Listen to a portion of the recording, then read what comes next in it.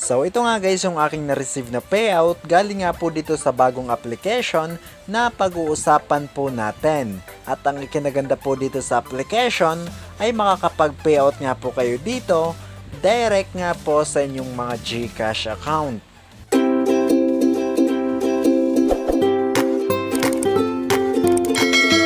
Hello guys!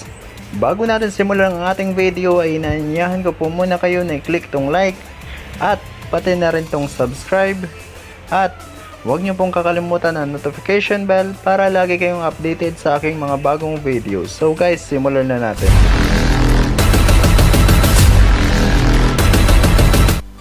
So ang bagong application po na pag-uusapan natin ngayon guys ay ito nga pong si Gemstone.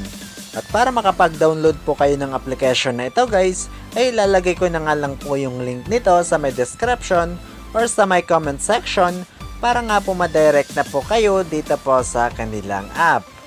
So bagong-bago pa nga lang po itong kanilang application dahil kaka-release pa nga lang po nito noong October 13, 2021. At meron pa nga lang po itong 100 plus download dito po sa Play Store. At sa ratings naman guys, ay meron lang naman po itong 4.8 ratings. So mataas nga po ang ratings ng application na ito. Kaya simulan na po natin pag-usapan guys kung paano nga po tayo kikita dito. So pagka-open nyo nga po ng application, ay makikita nyo na nga po yung main dashboard po ng app. At ang una nyo pong gagawin dito guys ay kailangan nyo nga po munang mag-sign in. So para makapag-sign in nga po kayo dito, ay click nyo lang po itong account.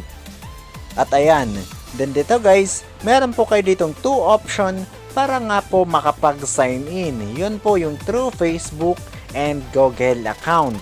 So kayo na nga lang kung bahalang pumili dito guys kung saan nyo nga po gustong mag-sign in. Then after nyo po makapag-sign in ay magkakaroon na nga po kayo ng account dito po sa kanilang app. At kung makikita nyo nga guys, ay wala nga pong nakalagay na withdrawal option.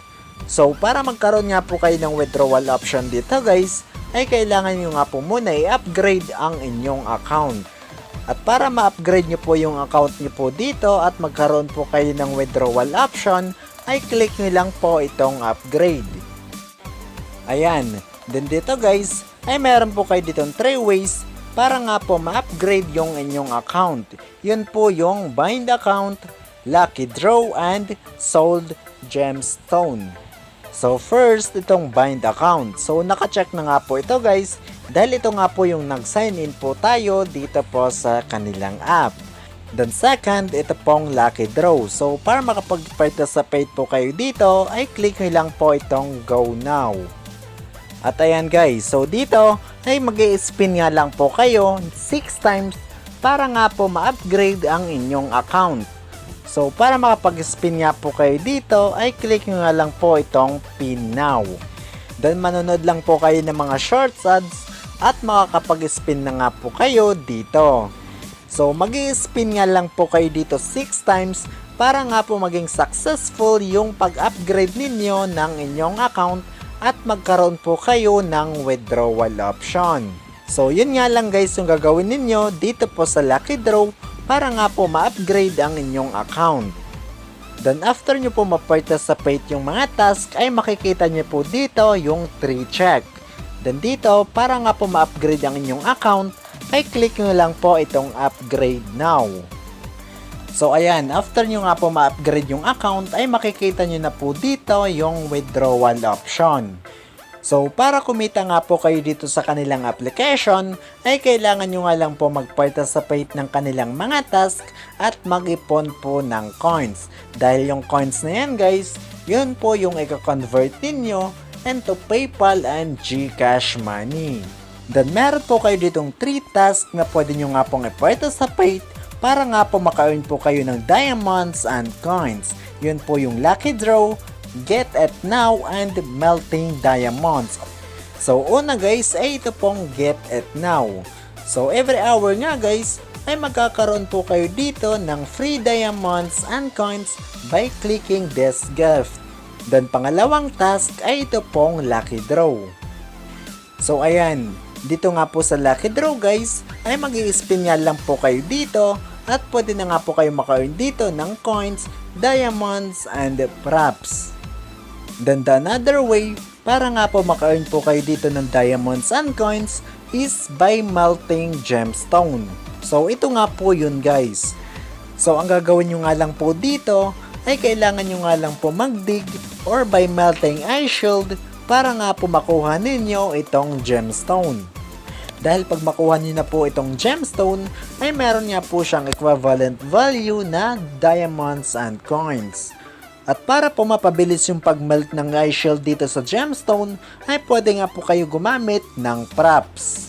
So ito nga po yung mga props na pwede nyo nga pong magamit para mga po mapabilis yung pag-melt or pag-dig nitong gemstone. So tap nyo lang po yung props na gusto nyo nga pong gamitin sa pag-melt nga po nitong ice shield. So ngayon naman guys, meron pa po sila ditong isang way para nga po mapabilis yung pag-earn ninyo ng coins. Yun po yung pag-invite. So kung gusto nyo pong mag-invite, ay click nyo lang po itong friends. Then dito guys, ay makaka-earn nga po kayo dito ng 500 coins sa bawat invite nyo nga po dito po sa kanilang app. Pero optional lang naman po ito guys, dahil hindi nyo po kailangan mag-invite para nga po maka-earn po kayo dito ng coins at makapag-withdraw. Pero kung marunong naman po kayo mag-invite, ay mas maganda nga po na mag-invite kayo dito sa kanilang application para nga po mapabilis yung pag-earn ninyo ng coins. At ngayon naman guys, ay ituturo ko na po sa inyo kung paano nga po kayo mag-withdraw dito. So para makapag-withdraw nga po kayo dito, ay click nga lang po itong withdraw. Then dito po sa kanilang withdrawal guys, ay meron po kayo ditong 3 option para nga po makapag-withdraw. Yun po yung through PayPal, Gcash, and Dana. So kung gusto nyo pong mag-withdraw through PayPal guys, ay click nyo lang po itong PayPal. Then dito naman, ay kailangan nyo lang po mag-agree sa kanilang withdrawal condition. So tap nyo lang po ito, and then after that, click nyo na po itong OK. So ayan, dito nga po sa PayPal, ang minimum withdrawal po nila dito ay $1. Meron din po sila ditong $3, $5, and $15. At ang value po ng dollars into coins ay 10,000 coins. So meaning, kailangan nyo po ng 10,000 coins para nga po makapag-withdraw ng $1 dito po sa PayPal. At kung meron na po kayong 10,000 coins at gusto nyo po mag-withdraw dito sa PayPal, ay ilalagay nyo lang po dito yung inyong PayPal email address. Then after that, i-click nyo lang po yung amount kung magkano po yung gusto nyo pong i-withdraw. And then after that, click nyo lang po itong redeem now. So ganun lang po kadali mag-request po ng withdrawal dito po sa PayPal. At ngayon naman guys, kung gusto nyo naman pong mag-withdraw through Gcash, ay click nyo lang po itong Gcash. Then dito po sa Gcash, ang minimum withdrawal po nila dito ay 15 pesos. So mababa nga siya guys kesa dun sa PayPal. Meron din po sila itong 40 pesos, 150 pesos, and 500 pesos. At ang kailangan nyo nga lang po dito guys, para nga po kayo makapag-withdraw ay 5,000 coins. At ang value nga po ng 5,000 coins ay 15 pesos. So sa pag-request po ng withdrawal dito sa Gcash, ay ilalagay nyo lang po dito yung inyong Gcash mobile number. And then dito naman guys, ay ilalagay nyo lang po dito yung inyong Gcash full name. And then pagkatapos, ay i-click nyo lang po yung amount kung magkano po yung gusto nyo pong i-withdraw. And then after that, ay click nyo na po itong redeem now. So ganun lang po yung gagawin nyo guys para nga po makapag-request ng withdrawal dito po sa Gcash. At ito nga po yung aking mismong proof na nakapag-payout nga po ako dito po sa kanilang app. So kung makikita nyo nga guys, ay may nakalagay nga po dito na from the Gemstone app. So meaning, galing nga po ito dito sa application na itinuro ko sa inyo. At ito po yung magpapatunay guys, na legit nga po ang application na ito.